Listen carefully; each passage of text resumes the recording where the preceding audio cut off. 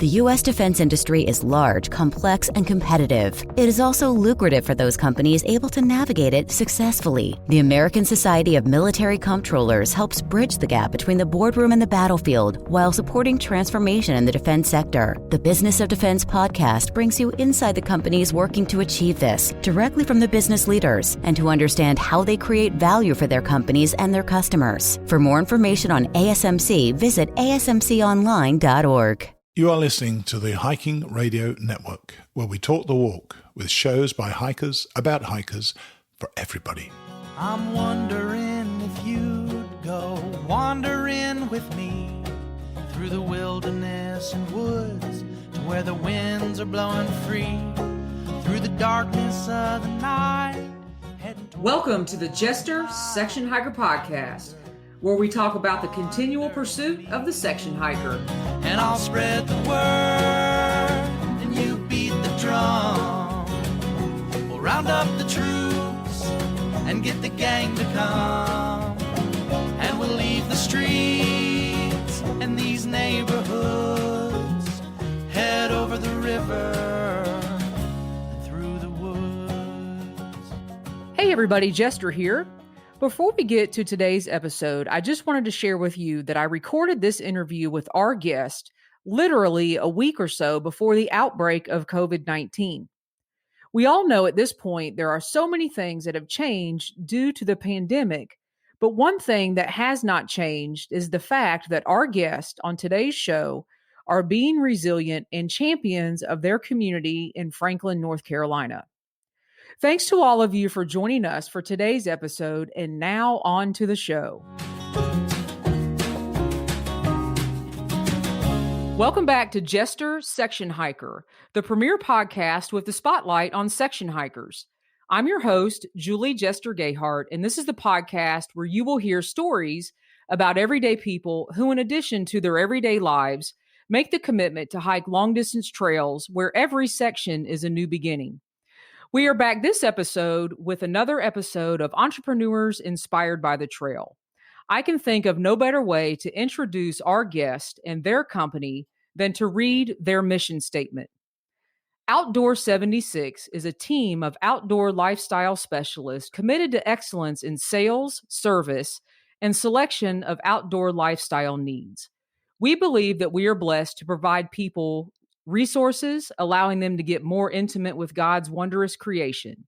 Our ultimate responsibility is to God and putting Him above all we do, to ensure that everyone we come in contact with will know there is something truly special about this organization. Please welcome with me to the podcast, Cory McCall and Rob Gasbarro, co-owners of Outdoor 76. Julie, thanks for having us. Thanks for being on, guys. I really, really, really appreciate it. I am so excited to have you guys on. And Rob, I hope I pronounced your last name right. One of the things is this is very good. This is an episode of Entrepreneurs Inspired by the Trail, but I'm actually retitling this Champions of the Community. But before we get into that title, let's give the listeners some background information on Outdoor 76 and who you guys are. So let's start with Cory. Cory, why don't you introduce yourself and tell us a little bit about how Outdoor 76 started? Sure, absolutely. Thanks again, Julie, for inviting us to be a part of this. So my name is Cory McCall. I am an 8th generation native of Macon County, North Carolina. I'm 37 years old. Rob and I started Outdoor 76 in fall of 2010. And when we started Outdoor 76, we really were looking at the community as far as what was a need, what our interests were, and being able to come up with a game plan on how we can fill that need. When we were laying our business plan out, we drew a radius around Franklin, and we were looking at different metropolitan areas that we knew people came and visited Franklin and were able to spend the weekend here, maybe extended stays over the summer. And we knew the different natural resources that were offered here, and also the different outdoor recreation activities located in Macon County and surrounding counties. So we knew that there was a captive audience in that regard. The Appalachian Trail has always been in our backyard here in Macon County.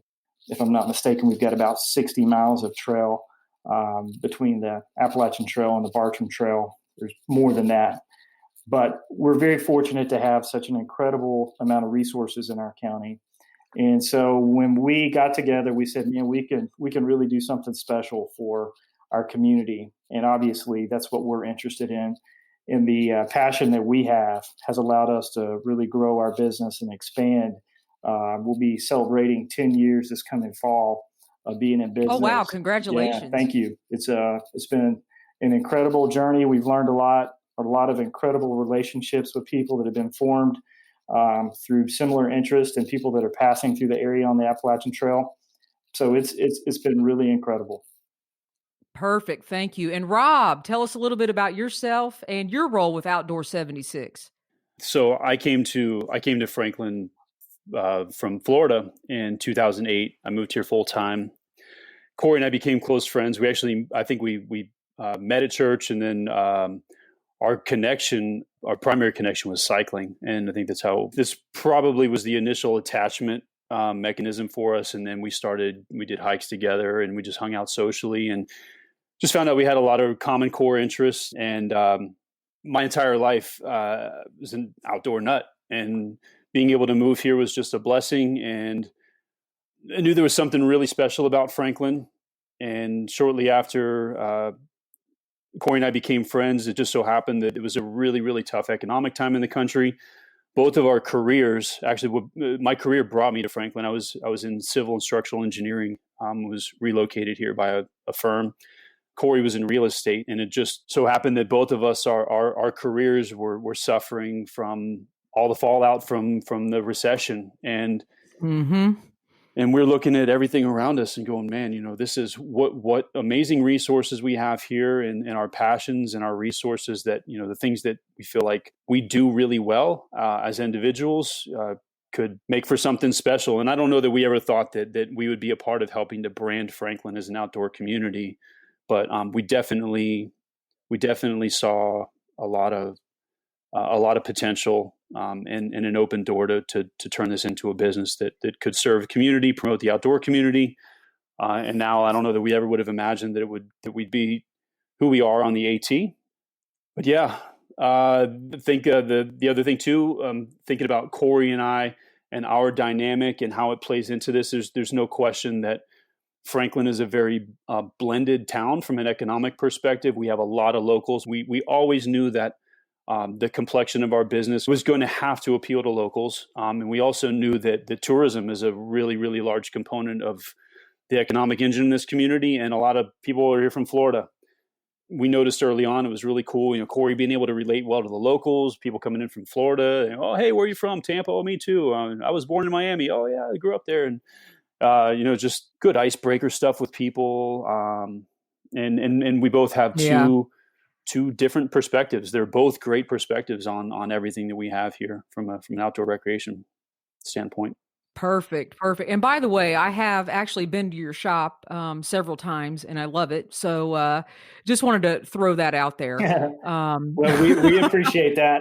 It's amazing. We never thought about how tight knit the hiking community is, but we hear it all the time when we go places that people that are hikers or outdoor enthusiasts, if they haven't been to our shop, there's a lot of people that say that, haven't been there, but I've heard great things about it.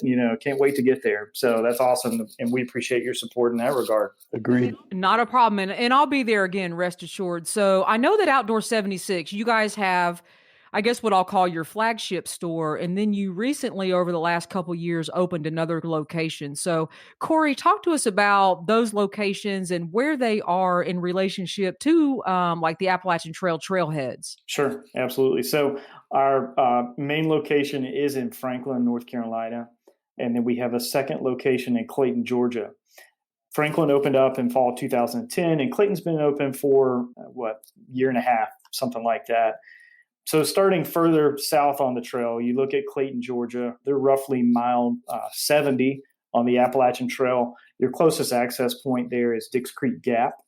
And we really looked at Clayton as an up-and-coming town, and a town that really hasn't been explored by hikers. And it has a very similar complexion to Macon County because of the fact that it has the Appalachian Trail and the Bartram Trail, both there in that county as well as here in Macon County. Franklin sits at mile 110, and there's multiple access points for the trail in Macon County, and specifically for Franklin. You've got Rock Gap that you can get off on. You've got Wine and Stair Gap, and then Waya Gap. And those are the three probably most heavily utilized areas to access the trail. But lots of incredible miles of trail. Anybody that's been out there knows most people come in and underestimate the mountains of North Georgia and North Carolina to just indeed they do to totally be surprised at how hard they are. And I will say I probably first heard of Outdoor 76 because you guys are known for your shoe fittings and fixing hikers' feet so they can continue on the trail. And Rob, Cory tells me that you are the shoe guru for the store. So talk to the listeners about the shoe fitting process. And I don't know if you want to get into too much detail about what you see on hikers' feet in that first 110 miles or so, but tell us what's going on with your shoe fitting and how you get hikers set up to go back out on the trail. Sure. It's funny, leading off from what Cory just said about our mountains here. I literally was 10 minutes late into this interview because of a guy from Colorado, 37 years old, ripped up, lean, mean dude whose feet are destroyed. And this guy bags 14ers every day or every weekend. And he said, man, I've never had my feet had their butt kicked like this before. So, our mountains are no joke, man. Yeah. There's so much to talk about on this. I think some of the, you're talking, you thinking like fitting just from an AT perspective or from just shoes in general? I'm just thinking in general, like if somebody comes in and says, "Oh my God, my feet are mutilated," what are the first like 3 or 4 things that you do? Sure. Okay, so there are 3 things. In fact, I mean, we cover this with everyone. Every single foot problem that we deal with is attributed within our vein of expertise is attributed to either fit, biomechanics, or overuse. So like this gentleman I just got done working with, I'm looking at his symptom set and I'm thinking, okay, how much of this guy's foot problem is attributed to how bad his shoes fit his feet? The second thing is how much of his symptom set is attributed to biomechanics, meaning that what the shoe does from a management perspective doesn't jibe with what his foot wants. It either is telling it to do things it doesn't want to do, or his foot needs something that the shoe's not giving. And then the third thing is how much of the symptom set is from overuse. And unfortunately with AT hikers, that's usually the largest component. But a lot of times it's all 3 things. Sometimes it's just one, like, it could be somebody comes in here with blister problems, but intrinsically their feet are totally fine. And it's just, hey, this is a fit problem. You belong in an 11 and you're wearing a 9.5. There's our issue. Oh yeah. But those are, and that's happened twice today. And this is literally a daily basis. I think what it's rooted in is that so many people are following stigmas and, oh, hey, you're hiking, go get a size bigger, or people follow, we emphasize with folks that we put virtually no stock in shoe reviews. Like, folks go, yeah, hey, I read online that this is the best shoe to have. It's like me telling you, what's the best eyeglass prescription for good vision? What's good for me and good for you, 2 different things. Well, that's a good way to look at it. I mean, that puts it in real perspective. You're not going to wear somebody else's glasses. You're certainly not going to wear somebody else's shoe that works for their foot. Yeah, and shoes have become so much more dynamic. Hikers that walked into a store like ours 15, 20 years ago were staring at a wall of shoes that virtually all did the exact same thing. Half of them might have been made in the same town in Italy, for that matter.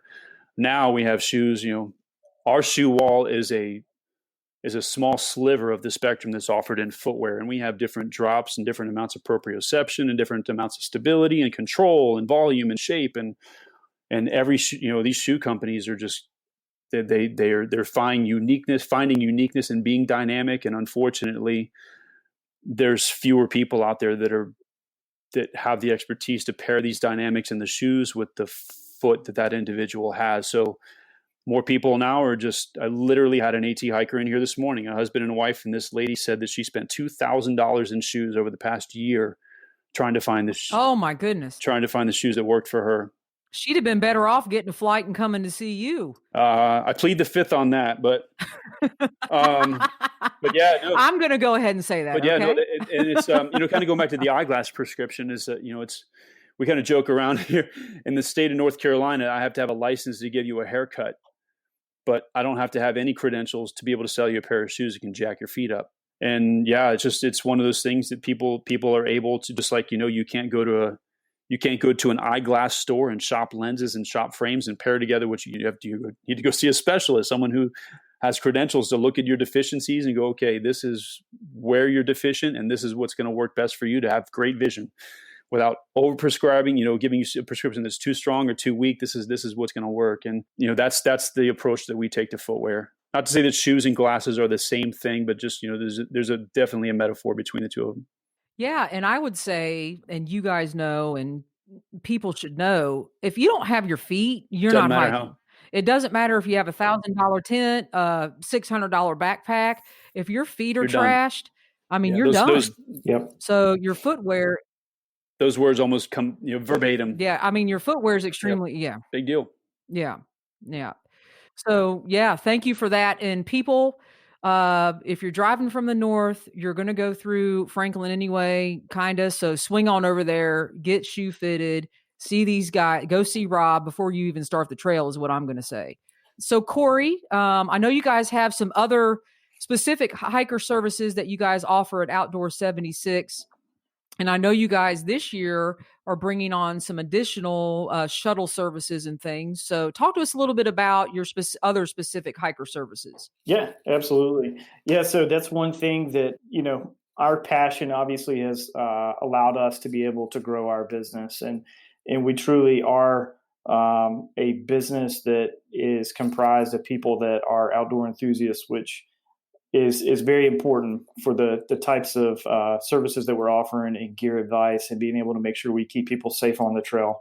So one thing that we've done is we've continued to try to evolve our business and being able to offer more to hikers. And one area in particular that we've seen is we've gotten requests in the past, and we're going to be able to offer it at both our Franklin and our Clayton locations, is laundry service. And we have a lot of people that do come in off the trail on a shuttle, and they get to Franklin and maybe they don't want to go walk, a half mile through town, toting laundry around. We're going to have that on site. We're actually going to have a hiker area, dedicated hiker area at our Franklin location that will allow for hikers to have about 1,000 square feet to themselves, to where they can go through gear, lay stuff out, let stuff air out, do anything. Oh, that'll be great. Yeah. Be able to do anything that they need to do to take care of themselves. And also at the Clayton location, we are going to be doing a shuttle to Dix Creek Gap for free, starting at 9:30 on March 1st. And I think that we're doing that through April 1st. We're going to do it a month to begin with. We've had lots of requests last year for shuttle service, and we know that from Dix Creek Gap to Hiawassee or to Clayton, neither side is very accessible. And so, we've been very fortunate in Macon County here. We have the Macon County Transit, which does 3 pickups per day and drop-offs at Winding Stair Gap and Rock Gap, which is an incredible asset for the county here and the offerings that has for not only through hikers, but maybe individuals that are section hiking or individuals that maybe don't have access to a vehicle that still want to be able to participate in an outdoor recreation.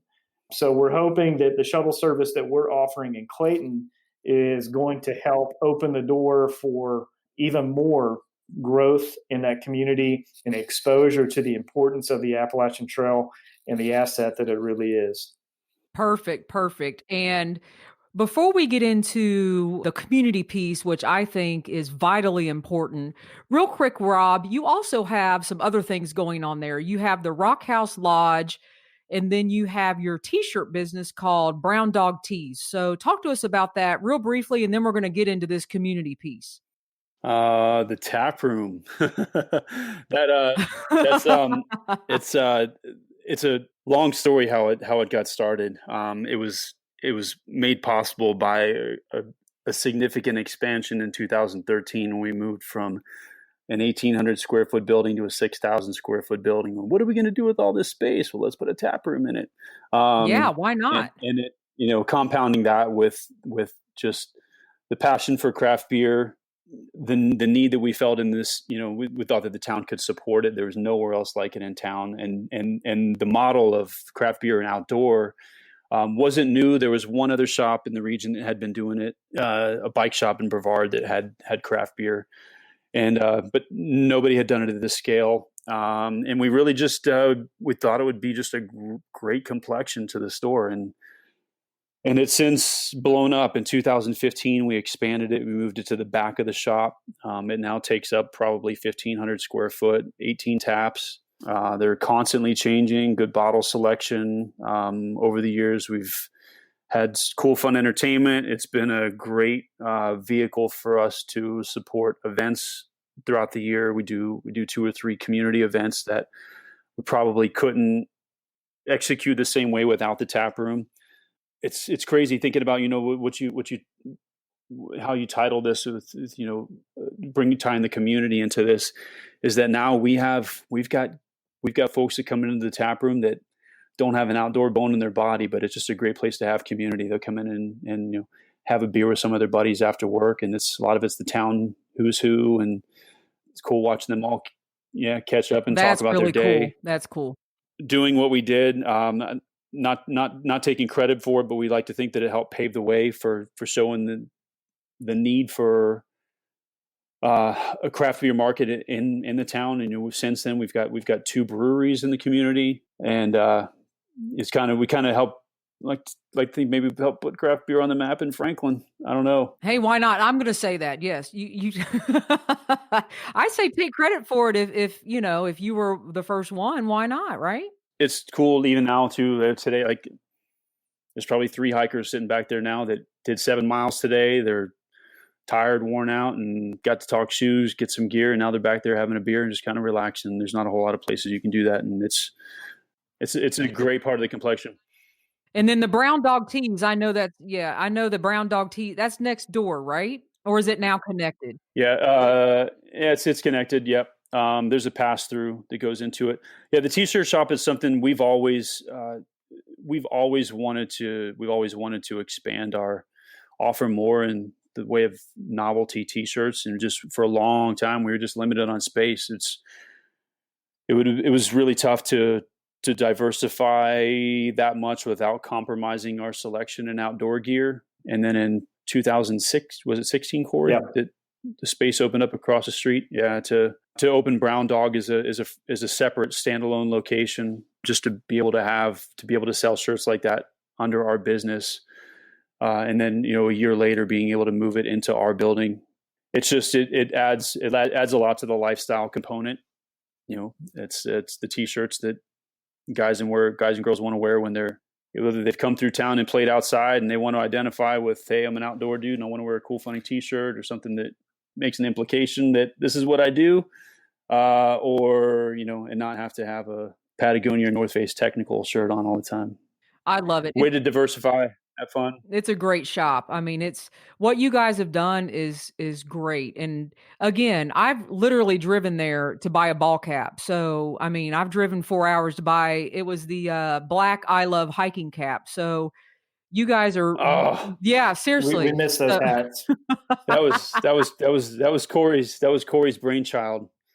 We had a printing press downstairs, and Cory scored some plain black truckers and had those made up, and I saw it, and I didn't buy it. Ready to rub that one in. Yeah. And then, and then I drove back and bought it. So let's get into this. Now that we know basically the nuts and bolts of the business, where you guys are in relationship to the AT, you've got your craft beer business going there. You've got your Brown Dog Teas. Let's get into this, what I call the champions of the community piece. So Cory, originally when you and I were talking, this seemed to be almost the most important part to you. You said that Outdoor 76 wants to provide not only hikers that visit the area, but the community and your surrounding stores. You want to bring everyone together. So start talking to us about that. Yeah, so it's very interesting. When we opened up in 2010, we had an opportunity to choose a location that could be on Main Street, or it could be maybe in a shopping complex of some part of Franklin.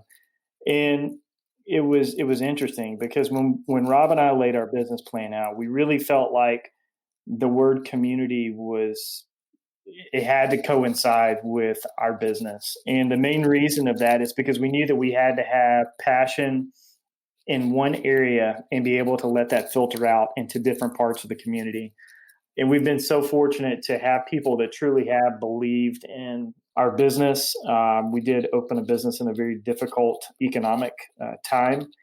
And, since then, I feel like that in 10 years that we're just as passionate and still on fire about what we're doing. And it's really allowed for us to make an impact in the Franklin community and the Clayton community. And it's not that the things that we always do are huge waves in the pool. I think the main thing for us is just continued momentum going forward to make things better for our community here in Franklin and in Clayton, and be able to pave the way for other people to see that they can open a business in a small town and they can make a living at it and they can be passionate about something.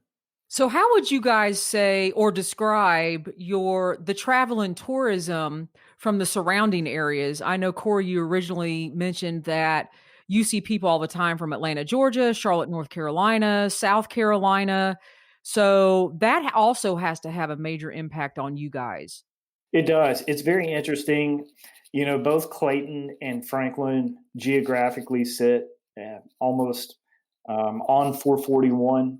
So the traffic that comes north from Atlanta or maybe from Florida, those are the two huge areas for sure that we see a lot of travel and tourism from those areas. We get traffic from Chattanooga, Greenville, Charlotte. We've got Knoxville. It's really incredible to see the area that we draw from. But there's no doubt the Atlanta traffic and the Florida traffic as a whole are the two main places that we see people travel from. And, Clayton is in a unique position because they are technically, that's the North Georgia mountains there. So if somebody wanted to be able to stop as soon as they hit mountains, they've got Clayton, Georgia. If somebody wanted to go a little further north, 15 minutes north, you are literally, here in Franklin, and you are sitting in an incredible valley looking around towards Wyabald and Silervald and Albert Mountain. So I think that this is one of the areas that people feel so comfortable and relaxed in whenever they actually come up 441 and just see how beautiful it is. And it is amazingly beautiful. Wyabald in and of itself, if you're driving through the area, swing by Outdoor 76 and then go up to Wyabald. You and I also had a conversation because we talked about this being a Section Hiker podcast. And that was one of the things that I first said to you was, hey, I just wanted to let you know this is featuring Section Hikers.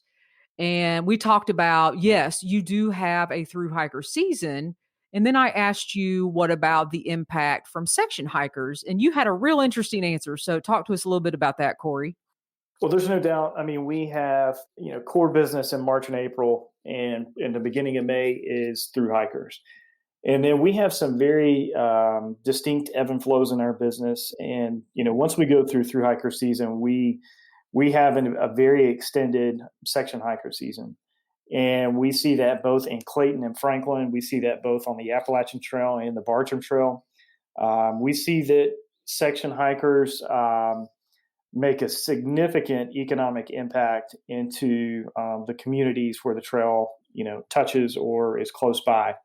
And it's pretty interesting in the fact that a lot of times, and it's not that it's anything bad, but a lot of people are always interested in capturing information on through hikers, and they make a huge impact economically for us and for our county and even in Raven County. But there is no doubt that Section Hikers make a huge impact as well, based off of the amount of money they spend in town. When they come in, typically we see that people are staying in B&Bs or they're staying maybe at a house with family. They're coming in for a week, and maybe the kids don't go out, but dad decides he's going to go do a 3 or 4 day stint.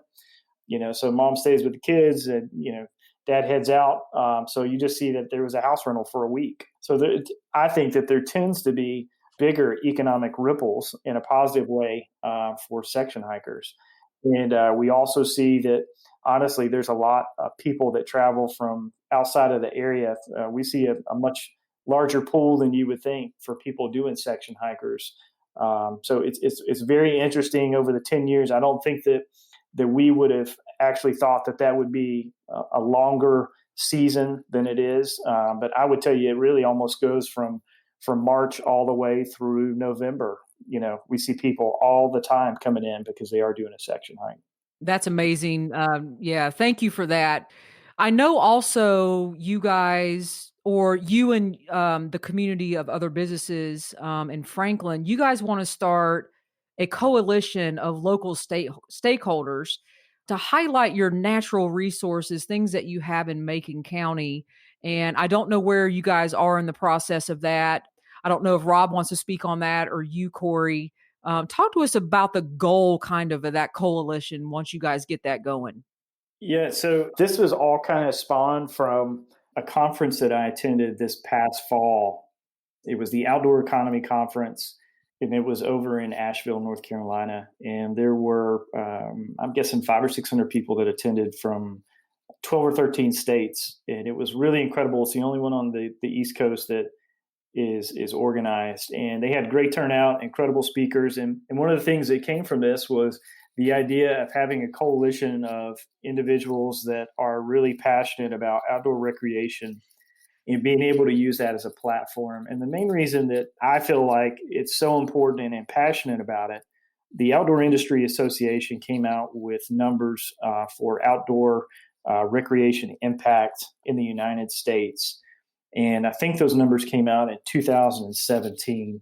And if you look at it across the United States, outdoor recreation is an $887 billion industry. Wow. And it's a huge, huge number. It's about 7.6 million jobs. And if you look at it in North Carolina alone, it's 28 billion, and jobs equivalent to 260,000. I don't have the Georgia numbers with me. I have looked it up, but I mean, it's significant.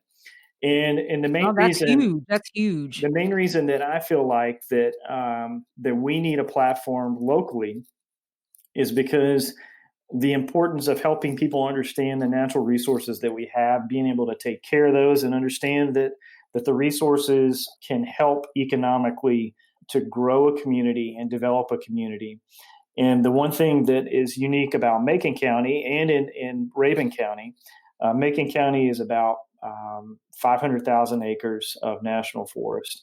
And Rabun County is equivalent to, if I'm not mistaken, it was about 70% of the county is national forest. Oh, wow. So a very unique complexion in that regard. So my thought on this coalition is getting people that are passionate about outdoor recreation in all regards. We're talking about people that enjoy birding, maybe people that enjoy flatwater paddling, people that enjoy hiking, trail running, fly fishing, mountain biking, whatever it can be.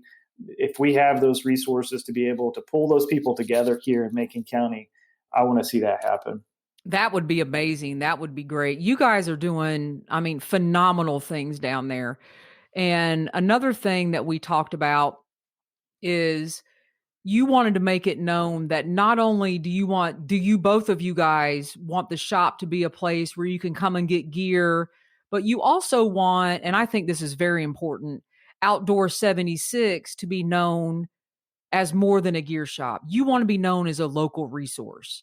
So expand on that for us. I don't know if Rob, you want to take that one? We look at it from a handful of perspectives. Obviously, we're first and foremost, we're a retail store. And a lot of our efforts are focused on fostering that. But we have so much more to offer from again, hit on the tap room. It's a place to hang out. The people that we get involved with, we've got a history over 10 years of being involved with a lot of other players in the community that are not in the outdoor industry, getting involved with helping nonprofits. So using our resources as entrepreneurs or as a business, that is able to help provide exposure for other events and other platforms. We've done that. Everything down to where to go and where to play and what to do. Yeah. And I know one of those local events, you guys have a local trail run for the community every year, right? And that has really grown. And I went online and looked and I was like, wow, this is like, I don't know if I want a trail run, but this is something that would draw me to, you guys for that weekend, which does bring that community, piece together. People have to come, they have to have a place to stay. They might need gear for their trail run. So talk to us a little bit about that trail run. Yeah, so it kind of goes back into the things that maybe on the surface you don't identify that as a resource, but we've tried to broaden the complexion of the business to be more than just a retail store that people can tap into. But yeah, the event itself, I think Cory and I have always been event passionate. Starting, I think, 2011. We probably bit off a little more than we could chew. With a big event we did called Outdoor Athlon. Oh wow! A lot of fun. Yeah, it was. We'll talk about that later. But we love events. It's something we've always looked at. Even going down to like our mission statement and what we do on a daily basis is that we don't want to be a shop that just comes and takes people's money for buying things. We look at this as a stewardship and giving back, and then we look at hey, we have the passion, the ability, connection with brands, a knowledge of particular trail running, a lay of the land, the ways to be able to promote an event like this. We kind of feel like it's our obligation as stewards of this business to use those things. And the trail race we started, I think was it 15 was our first year. So this will be, is that right, Cory? Is this year 5 for the Naturalist? Yeah. I think, gosh, what was it? Maybe 2013, Cory did Shut-In Run.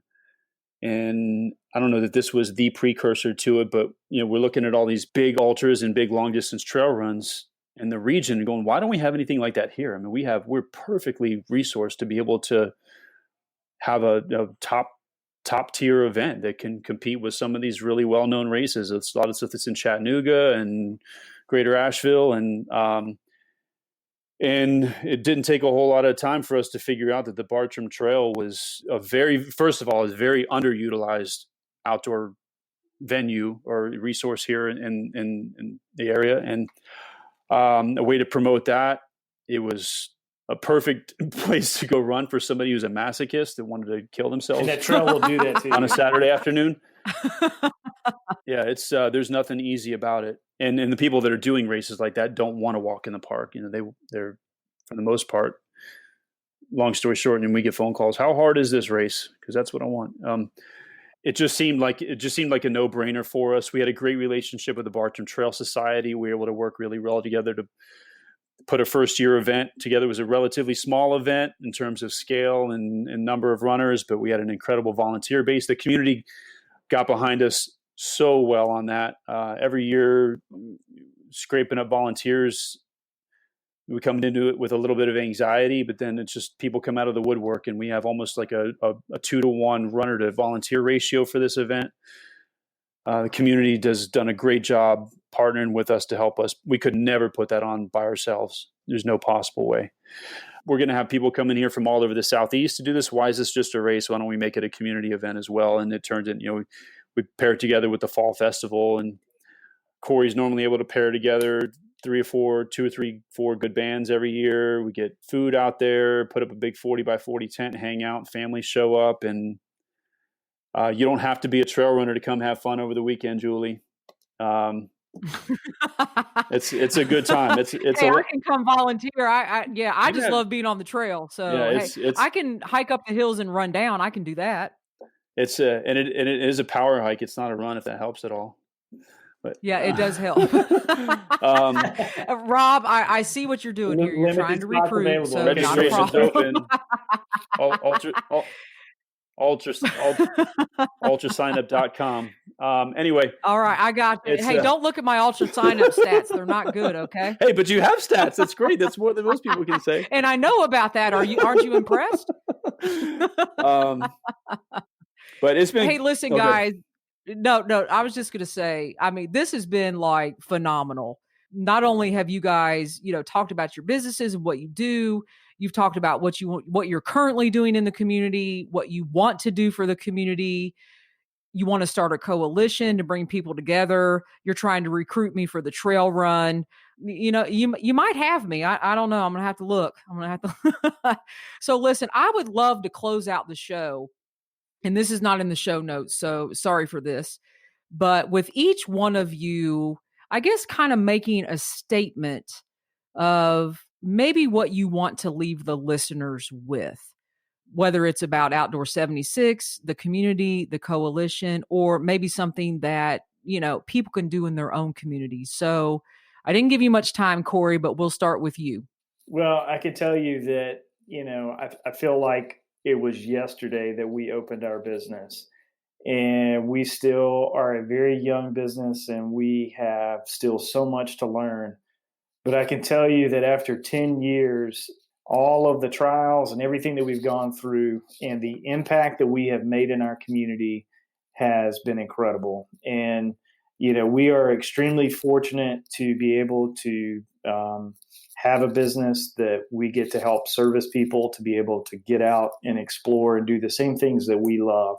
And the one thing that I think that I would encourage people to do to make an impact locally is find an area that that is in need in your community. And that could be something as simple as from a social aspect, or maybe there is an entrepreneurial opportunity in a community, and be able to have a realistic idea of how you think that you can take steps to accomplish that. And I feel like that when we first started off in our business, we probably overshot the runway in a little bit of a sense. But the great part about that is that we just refocused and took an opportunity to really say, hey, listen, maybe that didn't work out the way we planned, and let's plan maybe a little bit differently upcoming for other events. And I feel like that's helped shape us as a business into who we are, and has given us a great opportunity to continue to do more for our community. It would have been very easy for us to get discouraged. The first outdoor festival that Rob talked about that we put on was a multi-day event. We way overshot what we thought we could do, and we caught a lot of criticism for it because it cost a lot of money, and it was a lot of resources, and it took a lot of effort on our behalf. And we could have walked away from that and said, we're never doing that again. But we didn't. We took that opportunity to, once again, we refocused. We understood that we had a passion for that, and we had a passion for bringing people together in our community that maybe didn't really understand all that we wanted to see happen, or maybe they don't understand outdoor recreation as a whole. And this gives them an opportunity to really come out and experience that. And I think that's the important part is for us is first and foremost, we do want to run a successful business, but we want to foster local growth in the community. And we want to be able to connect people, because the community is only as strong as the people that are it's comprised of. Very true. Thank you, Cory. Appreciate that. Rob? I think regarding the business, not being redundant with what Cory said, I'm behind him 100% in that. I think when people ask us this question about what do we want people to look at our shop about, what do we want people to remember about our shop? I think that we do want to be different. The stewardship mentality that we bring to our business. We don't operate as the first thing that wants to come to mind is like, we don't really come in here every day going, oh, this is a business that all comes down to dollars and cents, which obviously it does. You can't operate a business without that kind of responsibility, that mindset, knowing that responsibility is there. But we come in here going, what can we do to be different, to take care of people, to love people, to make a difference in our community? Some things, you can't put a return on investment on that.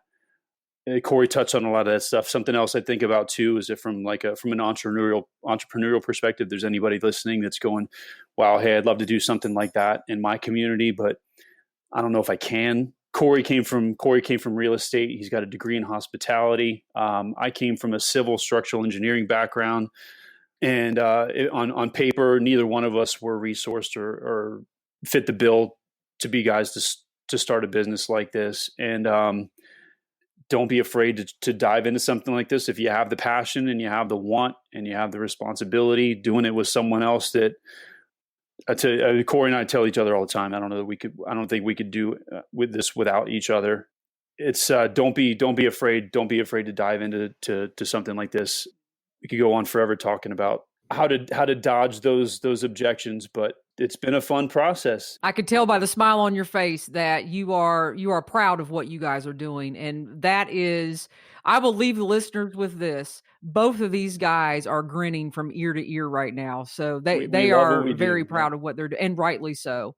Guys, I don't even know if I could ever thank you enough for sharing this on the podcast, taking time out of we are in the midst of hiking season. Cory's actually in the local library utilizing those resources. Rob is at the store. Thank you guys very much. I really appreciate it. Julie, thanks so much. Greatly appreciate it. Yeah, thank you. This is great. Thank you so much, Cory and Rob, for coming on the podcast and sharing your passion for not only your business, but bringing together the local community and promoting the surrounding natural resources. I hope all of you, if you are anywhere near Franklin, North Carolina, or Clayton, Georgia, will make it a point to stop by Outdoor 76, say hello to Cory and Rob, and spend time enjoying all of the resources available at their shops. In our next episode of the podcast, we are going to introduce you to our first guest on the show that has section hiked the Superior Hiking Trail. This guest talks to us about their long, awesome section hike on that amazing trail in the state of Minnesota. Thanks for listening and happy section hiking.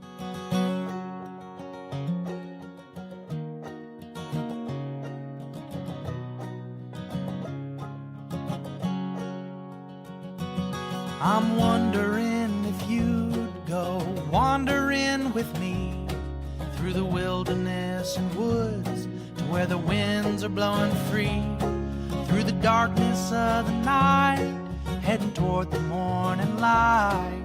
I wonder if you'd wander with me, and I'll spread the word and you beat the drum. We'll round up the troops and get the gang to come, and we'll leave the streets and these neighborhoods, head over the river and through the woods. You're wondering if I go wandering with you, what kind of trouble we'll get ourselves into. Would it be wrong to tag along with a band of vagabonds? You wonder if I'd wander with you.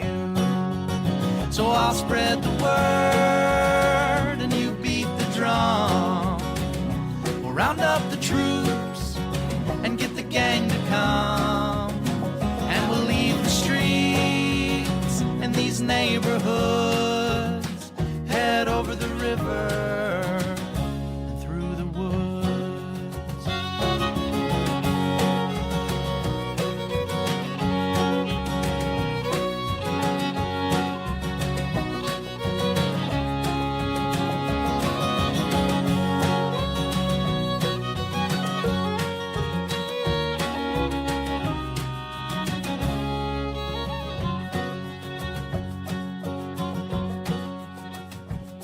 I'm wondering if you'd come wandering my way, if you ever get lost or if the trail leads you astray.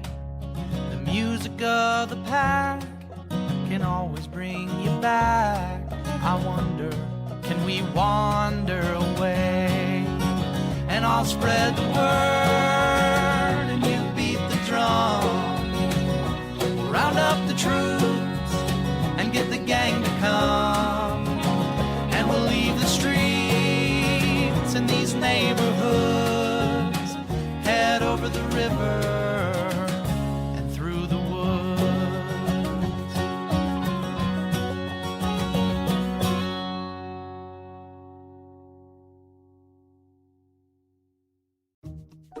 Wells Fargo presents one of the surest ways to grow your money, a Wells Fargo CD account, where you can earn a 5.00% annual percentage yield on an 11-month term with a minimum opening deposit of $5,000. Visit a Wells Fargo branch or wellsfargo.com/CD rates to open a CD account and start growing your savings with us. Wells Fargo Bank, N.A., member FDIC.